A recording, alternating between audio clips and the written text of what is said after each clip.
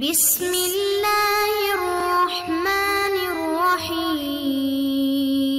السلام علیکم معزز طلباء کرام، آپ سب کیسے ہیں؟ آج ہم موطا امام محمد کے سبق نمبر 185 کو پڑھیں گے۔ آج کے ہمارے سبق کا عنوان ہے نکاح کا بیان۔ آج کے سبق میں ہم چونکہ کتاب النکاح کے متعلق شروع کرنے لگے ہیں، اگرچہ اس کا باقاعدہ جو عبارت کے اعتبار سے سبق ہے وہ آئندہ سے ہم پڑھیں گے۔ آج اس کی فقط جو ابتدائی باتیں ہیں اس میں نکاح کے حوالے سے جو اس کی کوئی فضیلت ہو یا اس کی فرضی یا وجوبی حیثیت ہو، یا پھر اس کے علاوہ جو نکاح کے بالخصوص فوائد ہیں، تو اس حوالے سے ہماری مختصر سی گفتگو رہے گی، اور آئندہ سبق میں انشاءاللہ پھر ہم باقاعدہ جو کتاب النکاح کا پہلا باب ہے تو اس کو ہم پڑھیں گے۔ آج کے ہمارے سبق میں ہم صرف اس کتاب کا جو عنوان ہے اس کو اپنی عبارت کے حصے میں لیتے ہیں کہ کتاب النکاح ہے، کہ یہ جو ہے نکاح کے حوالے سے کتاب ہے، یعنی ایک چیپٹر ہے۔ تو اب اس چیپٹر کے اندر مختلف عنوانات سے مختلف ابواب قائم کیے جائیں گے۔ تو بہرحال نکاح عام حالات میں یہ تو نبی علیہ السلام کی ایک مبارک سنت ہے، لیکن جب شدید خطرہ لاحق ہو کہ اگر یہ سنت نہیں اپنائی گئی تو پھر نفس جو ہے وہ بدکاری میں گرفتار ہو جائے گا، یا گناہ یعنی زنا کی طرف بندہ بڑھ جائے گا، تو پھر اسی سنت کا جو درجہ ہے وہ وجوب کا ہو جاتا ہے۔ یعنی پہلے تو یہ ہے کہ جب تک نارمل حالات ہیں، عام حالات ہیں، تو سنت ہے، لیکن جب حالت یہ ہو کہ اب نہیں کرے گا تو گناہ کرے گا، تو پھر اس پر لازم ہو گیا کہ اب یہ نکاح کرے۔ اس حوالے سے صحیح بخاری کے اندر کتاب النکاح کے اندر امام بخاری نے جو حدیث پاک حضرت عبداللہ بن مسعود رضی اللہ عنہ سے روایت کی ہے، آپ فرماتے ہیں کہ ہم چند نوجوان صحابہ جو نبی علیہ السلام کے ساتھ تھے، تو ہمیں کچھ بھی نہ ملتا تھا، تو بس رسول اکرم صلی اللہ علیہ وسلم نے ارشاد فرمایا کہ اے جماعت نوجوانان، یعنی اے نوجوانوں کی جماعت، تم میں سے جسے نکاح کی طاقت ہے تو وہ شادی کر لے، کیونکہ شادی کر لینا نظروں کی حیا اور شرمگاہ کی پاکیزگی ہے، اور جسے طاقت نہیں ہے تو وہ لازماً روزے رکھے، کیونکہ روزہ شہوت کا توڑ ہے۔ اب اس روایت میں اگر آپ دیکھیں تو صاحب استطاعت نوجوان کے لیے شادی کرنے کا حکم دیا گیا ہے، اور مالی طور پر عدم استطاعت والے کو بھی روزوں کے ذریعے نفسانی خواہشات پر قابو پانے کا طریقہ وہ تعلیم فرمایا گیا ہے۔ تو بعض احادیث میں وضو اور غسل کو بھی شہوت کم کر دینے میں مؤثر فرمایا گیا ہے۔ تو بہرحال صاحب استطاعت کو شادی ضرور کر لینی چاہیے تاکہ شرم و حیا اور پاک دامنی کی زندگی وہ بسر کر سکے۔ اچھا، اب صاحب استطاعت سے مراد کیا ہے؟ تو صاحب استطاعت سے مراد یہی ہے کہ چونکہ جب بندہ نکاح کرتا ہے تو پھر بیوی کا جو نان نفقہ ہے وہ بھی اس کے ذمہ آ جاتا ہے، تو سکنا دے سکے، اس کو لباس دے سکے اور اس کا نان نفقہ یہ اٹھا سکے، تو پھر اسے چاہیے کہ یہ اتنی کوشش، اتنی طاقت اگر اس کے اندر ہے تو پھر یہ ضرور نکاح کر لے، کہ اگر یہ نکاح نہیں کرے گا تو ہو سکتا ہے پھر کہ یہ کہ گناہوں میں یہ مبتلا ہو سکتا ہے۔ تو بہرحال صاحب استطاعت کے لیے نکاح کرنا یہ کیا رہے گا، یہ زیادہ بہتر اور زیادہ کارآمد رہے گا کہ وہ نکاح میں تاخیر نہ کرے۔ بلکہ حدیث شریف میں ایسے شخص کے نکاح نہ کرنے کے حوالے سے وعید بھی مذکور رہی ہے، اور یہ مسند امام احمد بن حنبل کی حدیث پاک ہے، جسے حضرت ابو ذر غفاری رضی اللہ تعالی عنہ نے روایت کیا ہے، اور آپ فرماتے ہیں کہ نبی اکرم صلی اللہ علیہ وسلم کی بارگاہ اقدس میں عقاف بن بشیر تمیمی آیا، تو آپ نے اس سے پوچھا کہ تمہاری بیوی ہے، یعنی تم شادی شدہ ہو؟ تو عرض کی کہ نہیں میری بیوی نہیں ہے. تو نبی علیہ السلام نے پھر سوال پوچھا کیا کوئی لونڈی ہے؟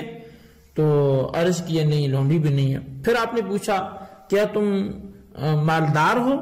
تو عرض کیا کہ نہیں جی میں فرمایا کہ جی عرض کیا جی ہاں میں مالدار ہوں. تو نبی علیہ السلام نے فرمایا پھر تو اس وقت میں شیطان کے بھائیوں میں سے ہے. یعنی جرم کیا ہے؟ بیوی نہیں ہے. اچھا اس کے علاوہ بیوی کے علاوہ لونڈی وہ بھی نہیں ہے چونکہ وہ غلاموں کا لونڈیوں کا دور تھا. اور تیسرا اس وقت میں مالدار بھی ہے یعنی کرنا چاہے تو نکاح کر سکتا ہے. تو فرمایا کہ تو اس کے باوجود نکاح نہیں کر رہا تو شیطان کے بھائیوں میں سے ہے.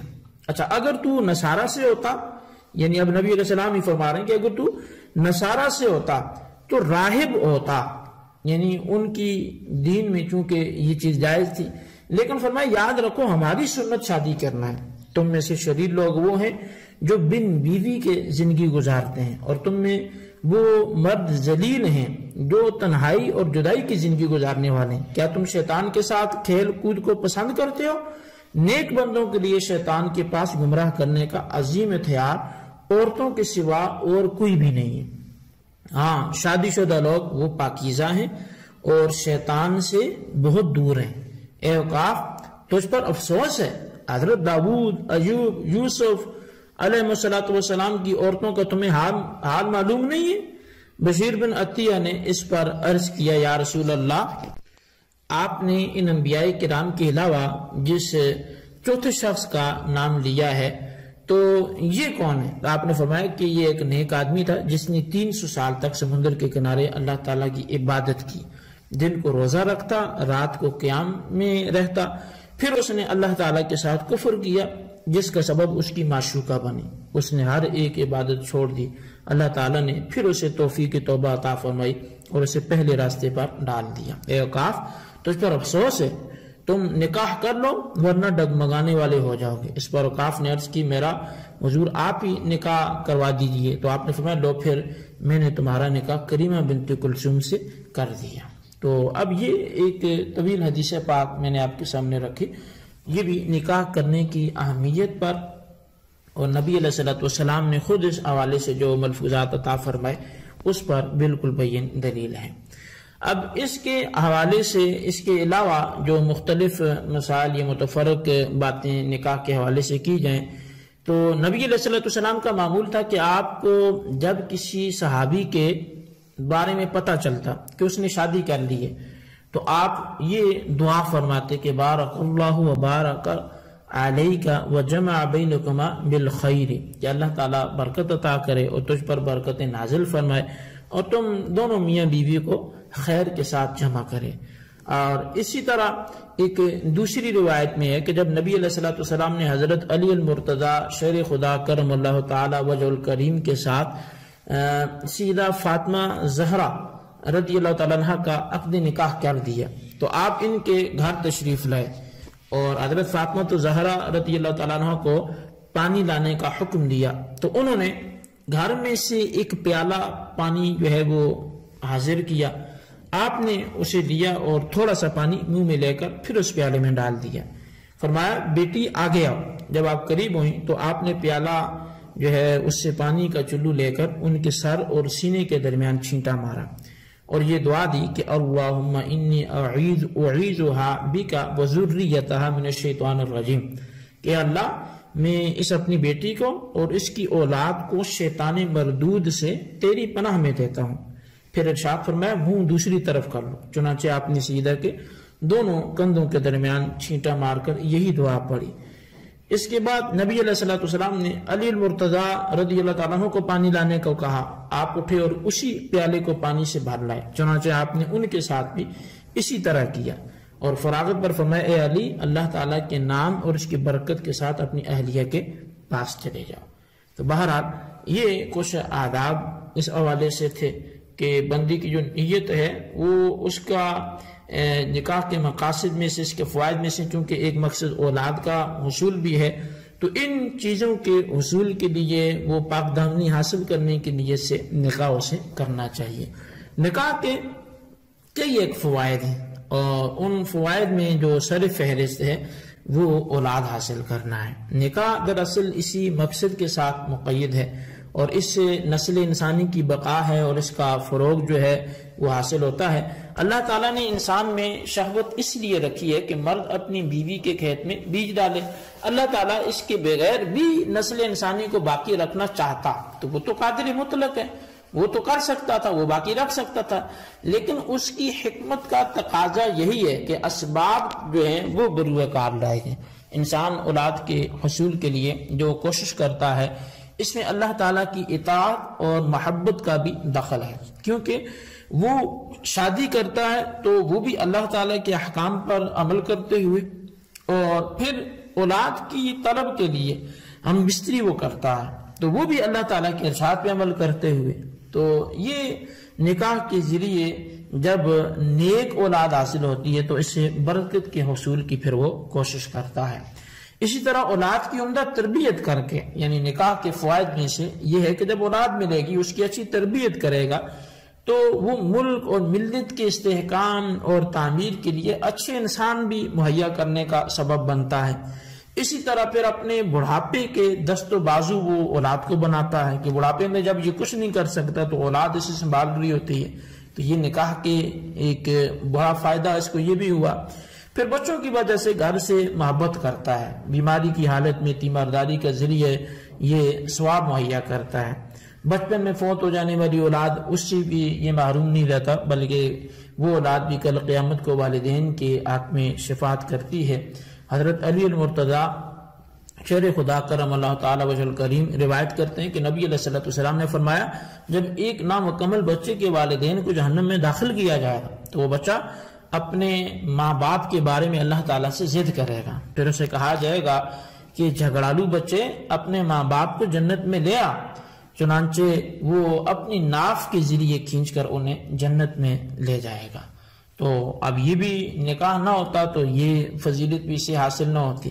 تو بہرحال یہ کہ اللہ تبارک و تعالی کی جو ہے وہ کئی ہے کہ اس سے بندے کو وہ فوائد حاصل ہوتے ہیں نکاح کی وجہ سے۔ ماں باپ کی تعلیم و تربیت کی بدولت اولاد کی نیکیاں ان کے نام اعمال میں بھی درج کی جاتی ہیں، جیسا کہ صحیح مسلم شریف کے حدیث پاک میں فرمایا کہ جب بندہ فوت ہو جاتا ہے تو اس کے اعمال کا سلسلہ ختم ہو جاتا ہے، الا من ثلاث، سوائے 3 اعمال کے، تو ان میں سے ایک ولد صالح یدعو لہ کے بھی یہ ہیں کہ جو نیک بچہ اپنے والدین کے لیے دعا کرتا ہے تو یہ بھی اس کو برکت نصیب ہوتی ہے۔ تو بہرحال اسی طرح امام راضی رحمۃ اللہ علیہ آپ تفسیر کبیر پہلی جلد میں لکھتے ہیں کہ حضرت عیسیٰ علیہ السلام کا ایک قبر پر سے گزر ہوا تو دیکھا کہ قبر والے کو فرشتے عذاب دے رہے تھے، پھر کچھ عرصے بعد وہاں سے گزر ہوا تو دیکھا کہ رحمت کے فرشتے اس میت کے پاس نور کے تھال لیے بیٹھے ہیں، آپ حیران رہ گئے، آپ نے نماز ادا کر کے اللہ تعالیٰ سے اس کے بارے میں پوچھا تو وحی آئی کہ یہ بہت گناہ گار تھا، جب سے مرا عذاب میں گرفتار تھا، بوقت مرگ اس کی بیوی حاملہ تھی، بچہ پیدا ہوا بڑا ہوا تو اسے دینی تعلیم کے لیے درسگاہ میں بھیجا گیا، جب استاد نے اسے پڑھایا تو اس نے بسم اللہ الرحمن الرحیم پڑھی تو اللہ تعالیٰ نے فرمایا کہ مجھے حیا آئی کہ میں زمین کے اندر اس شخص کو عذاب دوں کہ جس کے بیٹے نے زمین پر میرا نام لیا۔ تو اب یہ دیکھیں کہ کتنی بڑی برکت ماں باپ کو ملی۔ ان فوائد کے علاوہ خواہشات انسانی کا زور ٹوٹتا ہے نکاح کی وجہ سے۔ نکاح کا نبی علیہ السلام کے ارشاد عالی کے مطابق نصف ایمان ہونا ثابت ہے، اور بیوی کے ذریعے سکون ملنا، عورت کے نیک ہونے کی صورت میں عبادت میں اخلاص پیدا ہونا، دنیا میں جنت کی زندگی بسر کرنا بھی نکاح کے فوائد میں شامل ہے۔ تو بہرحال اس کی چونکہ کافی تفصیل میرے خیال میں ہو چکی ہے، اتنی کافی ہے، مزید اس کی وضاحت وہ مزید کتب فقہ سے لی جا سکتی ہے، یہاں پر اتنا ہی کافی ہے۔ آئندہ ہم انشاءاللہ اس کا جو پہلا باب ہے جو عورتوں کے درمیان تقسیم کاری کے حوالے سے ہے وہ ہم پڑھیں گے۔ اللہ تعالیٰ سے دعا کرتے ہیں جو ہم نے پڑھا سمجھ سے یاد رکھنے کی توفیق نصیب فرمائے، آمین بجاہ النبی الامین صلی اللہ علیہ وسلم۔